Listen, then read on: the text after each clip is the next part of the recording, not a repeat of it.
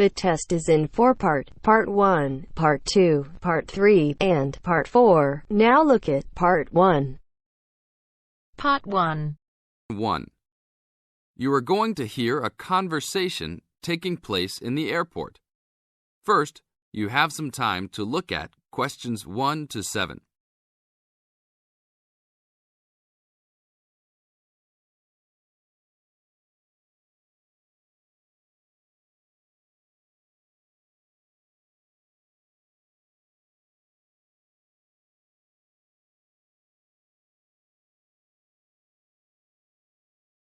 Now listen to the tape and answer the questions.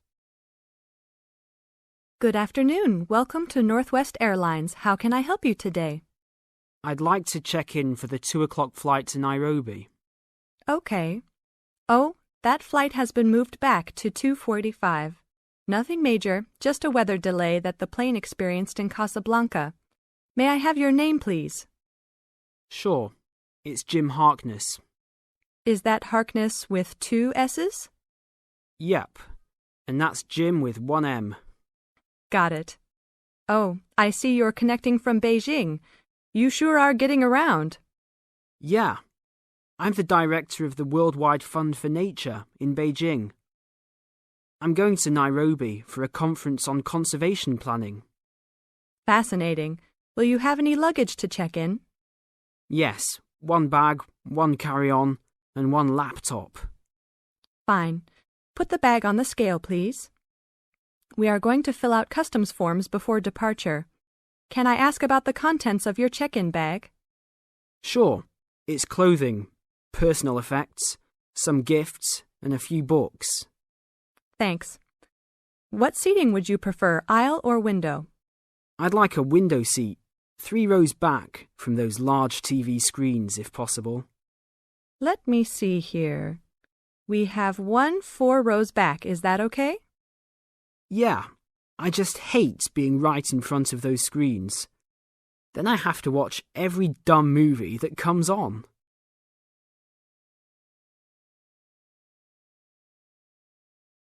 Now look at questions 8 to 10.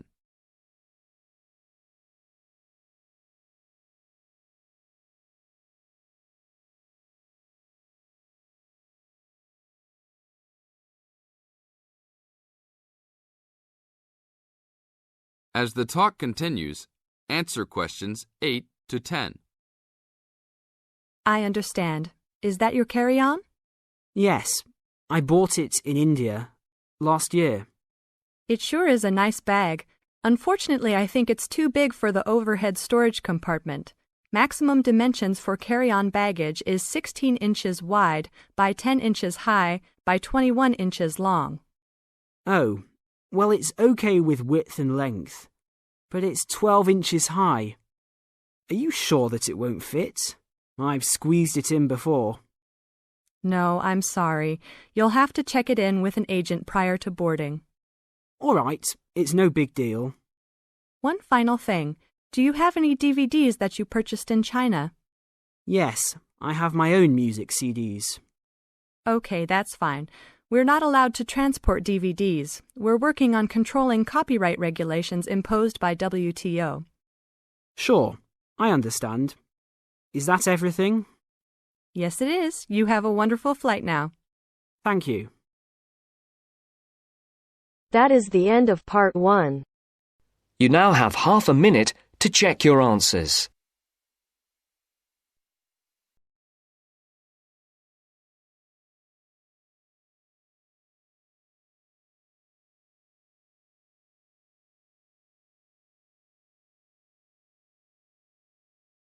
Now turns to Part 2. Part 2. You will hear a talk by a tour guide.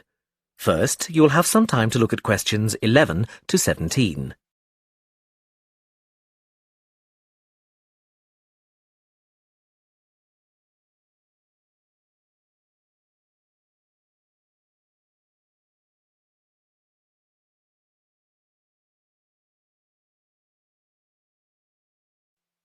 Now listen carefully and answer questions 11 to 17. Welcome to San Fernando City Tours. I'm Mark, your tour guide. We have a lot to see in 3 hours, so make sure you're comfortable. We'll be traveling into the historical district first, and then into the town center. After that, it's out to the harbor, and we'll finish up at the lighthouse, just past the harbor. That will take us up to midday, and after that, you're free to do what you want. At the lighthouse, you'll have a chance to visit the tea room and take photographs of the magnificent coastline. Now, as we have only 3 hours, we won't be able to take you around the shopping district, but we think you'd prefer to look around the shops there in your own time anyway. San Fernando has some well-known tourist attractions, the lighthouse, for example, and the National Library. However, the little-known military museum is not to be missed. Be sure to visit before you leave. Now, there's a lot to do in San Fernando. Indeed, there really is something for everyone. For those who love the water, I can recommend a trip on the Seafarer, one of the most famous boats on the San Fernando River. It does an evening trip with a 3-course meal included. It's great fun for everyone, but especially for young people in their teens or 20s. After 9, there's a disco on the boat, and it gets really lively. Then there's a climbing wall near the town center. It's incredibly popular, with a large wall for expert climbers and a smaller wall for novices. There's a junior wall and a creche, so it's a great day out for those of you with kids. And if you like walking, there's some great walking tours. The City Sights tour is highly recommended, as is the walking tour by the coast. But that one's only for the fit, not really suitable for children or the elderly. For more mature people, or those less able to get around, I would suggest a tour around the vineyards. It can be done in the luxury of a coach, and it's a wonderful way to explore the region's wines. Before you hear the rest of the talk, you have some time to look at questions 18 to 20.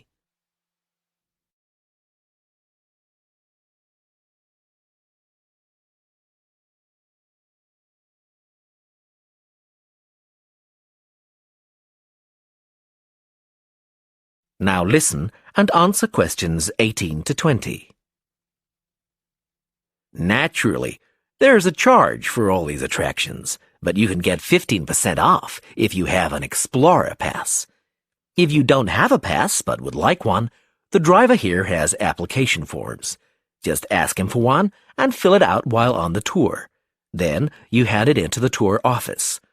Normally, it costs $10, but this year it's just $7. When you hand it in, you'll get your picture taken for the card on the spot, and then your card is ready to use. Remember to show it whenever you pay for anything. The discounts apply not just to tourist attractions, but some bars and restaurants. Basically, everywhere you see a red Explorer symbol. We're coming up to the historical district now. If you'd like to look at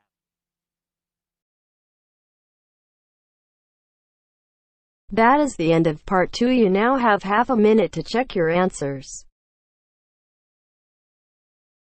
You now have half a minute to check your answers.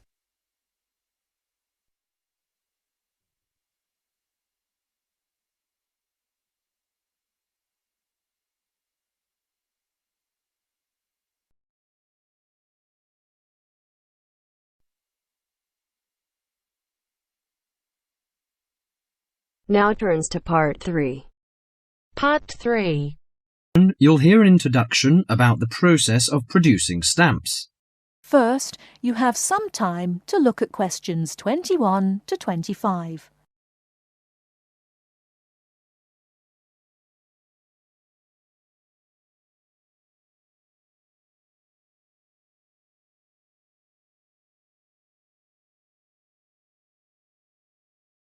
Now, listen carefully and answer questions 21 to 25.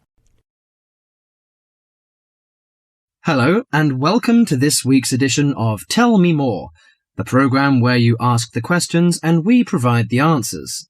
And we've had a wide variety of questions from you this week. And the subject we've picked for you this week, in response to your many letters, is the production of postage stamps. And as usual, we've been doing our homework on the subject. So, Who designs the postage stamps that we stick on our letters? Well, in Australia, the design of postage is in the hands of Australia Post. In Britain, it's the Royal Mail that looks after stamps, and it seems that both countries have a similar approach to the production process. We discovered, to our surprise, that it can take up to 2 years to produce a new postage stamp. Why is that, I hear you ask? Surprisingly, it can't be all that difficult to design a stamp. In fact, it isn't, but it seems it's a lengthy business. Firstly, they have to choose the subjects, and this is done with the help of market research.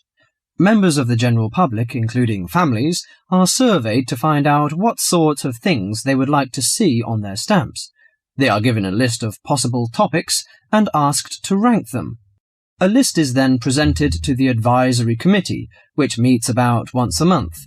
The committee is made up of outside designers, graphic artists, and stamp collectors. If the committee likes the list, it sends it up to the board of directors, which makes the final decision. Then they commission an artist. In Australia, artists are paid $1,500 for a stamp design and a further $800 if the committee actually decides to use the design.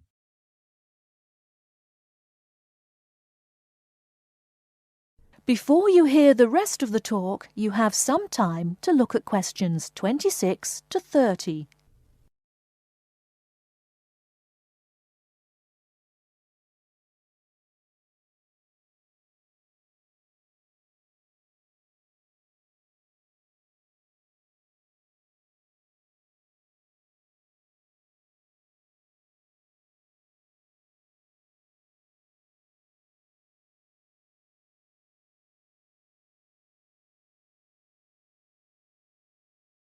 Now listen and answer questions 26 to 30.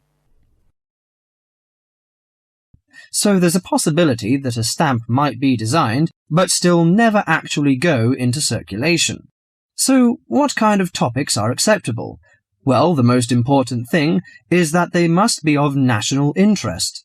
And because a stamp needs to represent the country in some way, characters from books are popular, or you often find national animals and birds. So, of course, the kangaroo is a favourite in Australia.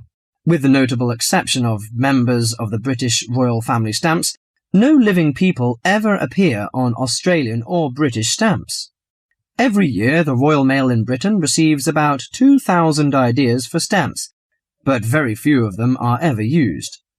One favourite topic is kings and queens. For instance, King Henry VIII, famous for his 6 wives, has recently appeared on a British stamp together with a stamp featuring each of his wives.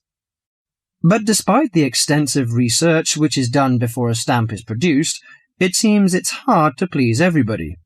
And apparently all sorts of people write to the post office to say that they loved or hated a particular series.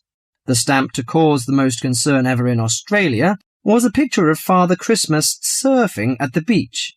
And when you consider that the practical function of a stamp is only as a receipt for postage, I think perhaps the importance accorded to stamps has got out of all proportion. Well, that's all for today. If there's a subject you want us to tell you more about, drop us a line at... That is the end of part 3. You now have half a minute to check your answers.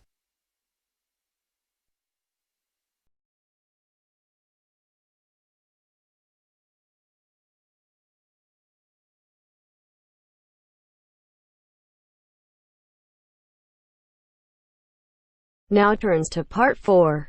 Part 4. Listen to the introduction about Tower Bridge and complete the summary. First, you have some time to look at questions 31 to 40.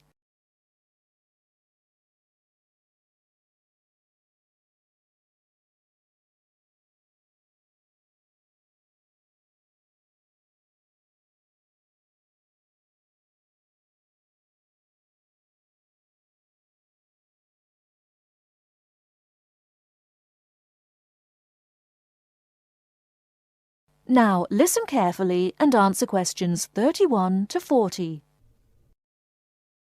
Tower Bridge is located in one of the most interesting parts of London. On either top of the tower, you can get a bird's-eye view of the wonderful scenery all round Tower Bridge. On its south side are many tall old buildings. On its north side stands the Tower of London itself. But Tower Bridge, the first bridge over the Thames, as you travel to London from the sea, is the most famous of them all. Although they look the same age, the tower is almost 1,000 years old, and Tower Bridge, which was built in the 1890s, is just over 100. Because of the tall ships up and down the Thames, it was proposed in 1850 that a bridge across the Thames near the tower was most necessary. However, the designers argued about the new bridge for about 30 years. They took so long because they had two big problems. One is that the new bridge must look like the old tower, and the other is that the bridge must not look like a modern bridge. They made it look like the old tower, so everyone was happy.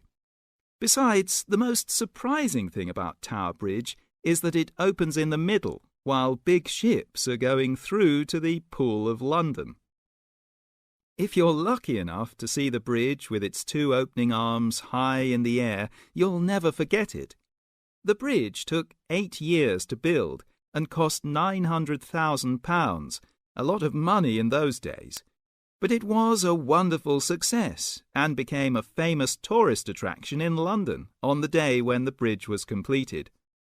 100 years ago, the Thames was once London's busiest traffic route, so that the bridge opened at least 12 times a day. Today, big ships don't go so far up the Thames. Tower Bridge opens perhaps only twice a week, but the same wonderful machinery is still in good condition. Green, yellow and red, the colourful wheels and engines look smart and new, not 100 years old. They still lift the two heavy opening arms, each 1,000 tons, leaving 70 metres for the ships to go through. And they still can open and close the bridge in 1.5 minutes. Things are changing greatly now at Tower Bridge. The horses that used to help with pulling have gone, and so have the tugs, for they're no longer necessary. The walkways from one tower to the other at the top of the bridge were closed years ago because so many people jumped off them into the Thames, which is said to open again soon. In addition, the beautiful wheels will be part of a special exhibition for the public to visit. There'll be a restaurant in one of the towers and a pub in the other. But whatever happens in its exciting future, Tower Bridge will always mean London. That is the end of part 4. You now have half a minute to check your answers.